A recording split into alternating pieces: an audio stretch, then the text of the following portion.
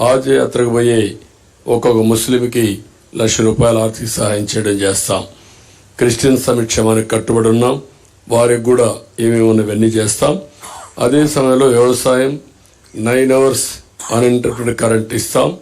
Solar pump sets అన్నీ ఫ్రీగా పెట్టించి తద్వారా వాళ్ళు ఉత్పత్తి చేసుకున్న కరెంటు వాళ్ళు వాడుకుని మిగిలిన కరెంటు గ్రిడ్కి ఇచ్చే ఏర్పాటు చేస్తాం. అంటే ప్రతి ఒక్క పంప్ సెట్ వాళ్లకు సోలార్ ఇస్తాం.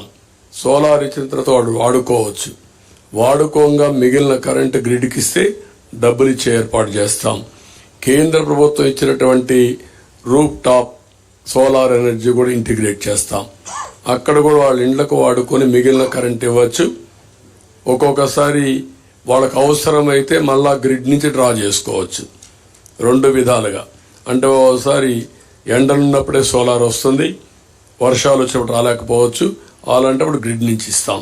అలాంటి వస్తువుని ఏర్పాటు చేసి ఏ ఊరికి ఆ ఊరు కరెంట్ ఉత్పత్తిలో డీసెంట్రలైజేషన్ ఆఫ్ పవర్ జనరేషన్కి ముందుకు పోతాం. అంటే ఒక్కొక్క ఊర్లో చేస్తాం. ఒక సబ్స్టేషన్ యూనిట్ తీసుకుంటాం. సర్ప్లస్ డెఫిసిట్ అక్కడనే మేనేజ్ చేస్తాం. అప్పటికి కూడా షార్ట్ ఫాల్ ఉంటే గ్రిడ్ మేనేజ్మెంట్కి వెళ్తాం. అంటే మా ఉద్దేశం ఎక్కడ వీలైతే అక్కడ పంప్డ్ ఎనర్జీ కూడా పెడతాం. పంప్డ్ ఎనర్జీ పెట్టి ఎప్పుడైతే కరెంట్ రాని పీక్ టైంలో ఈ పంప్డ్ ఎనర్జీ ద్వారా పవర్ జనరేట్ చేసి ముందుకెళ్తాం. అదే సమయంలో ధరల స్థిరీకరణ నిధి ఏర్పాటు చేస్తాం. ఏవైతే సబ్సిడీ ద్వారా అన్ని ఆపేశారు, వాళ్ళు ఇచ్చే ₹7,500 తప్ప ఏది ఇవ్వడం లేదు. ఇప్పుడు దాన్ని మేము ₹20,000 చేస్తున్నాం. ఇది కాకుండా మళ్ళీ ఏవైతే యంత్రాలు కానీ ఇవన్నీ కూడా ఏమేమి చేయాలో అవన్నీ చేస్తాం. కౌలు రైతులకు గుర్తింపు కార్డులు ఇస్తాం. ఇంకొక పక్క ప్రతి పార్లమెంట్లో 1,000 ఎకరాలు ఏవైతే ZBNF ఉందో సేంద్రియ వ్యవసాయం ఒక మోడల్ ఫార్మ్స్ తయారు చేస్తాం. దీన్ని ఇంకా బాగా విస్తరించి ఒక ఆదర్శంగా ముందుకు తీసుకెళ్తాం. ఎక్కడికక్కడ గిడ్డంగులు, కోల్డ్ స్టోరేజ్ ఇవన్నీ ఇంప్రూవ్ చేస్తాం.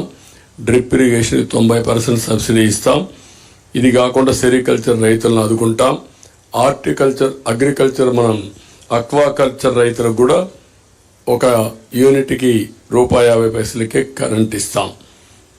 ఇంకొక పక్క ల్యాండ్ టైటిలింగ్ యాక్ట్, ఇది nothing but Jagan land grabbing act.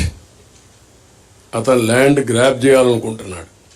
అందుకే ఇలాంటి నల్ల చట్టాలు తీసుకొస్తున్నాడు. దీని పేరే జగన్ ల్యాండ్ గ్రాబింగ్ యాక్ట్. సొంతం కోసం పెట్టుకొని ఇలాంటి వ్యక్తులందరినీ ప్రోత్సహించి ప్రభుత్వ ఆస్తులపైన కత్తిపెట్టి బెదిరించి భయభ్రాంతులు చేసి ఎవరైనా మాట్లాడినా లేకపోతే వాళ్ళకు అవసరం ఉన్నా లాగేసుకునే పరిస్థితి వస్తారు. ఇప్పటికే ఈ రాష్ట్రంలో 40 ఏళ్ళు 50 ఏళ్ళు సంపాదించిన ఆస్తులు మెడ మీద కత్తిపెట్టి రాయించేసుకున్నారు. అది ఒక పోర్ట్ కావచ్చు, లేకపోతే ఇంకొక పక్క ఒక భూమి కావచ్చు, ఒక ఇండస్ట్రీ కావచ్చు, లేకపోతే ఒక క్వారీ కావచ్చు, ఒక మైనింగ్ కావచ్చు. ఏదైనా సరే మీరు చూస్తే మొత్తం రాగించుకున్నారు. ఎందుకు పోర్ట్లు చేతులు మారాయని అడుగుతున్నాం.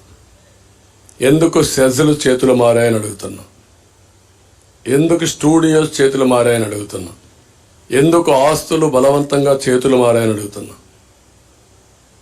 There is no answer.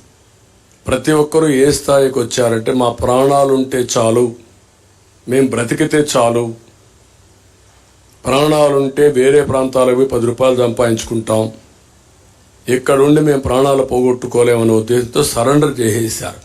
30 ఏళ్ళు 40 ఏళ్ళు సంపాదించిన ఆస్తులవి. అలాంటి దుర్మార్గమైన కార్యక్రమాలు జరిగాయి. అవన్నీ కూడా నేను ఎగ్జాంపుల్ చెప్పమంటే అన్ని చెప్పడానికి సిద్ధంగా ఉన్నా. రేపు గవర్నమెంట్ వస్తానే ఒకటి కాదు ఎందుకు మారాయని నేను అడుగుతున్నా. కాకినాడ సెజ్ ఎందుకు మారింది, కాకినాడ పోర్ట్ ఏంటి, గంగవరం పోర్ట్ అన్నీ ఒకటి కాదు. మైనింగ్ ఈరోజు సిలికాన్ మైనింగ్ మన గూడూరు దగ్గర ఉన్నాయి.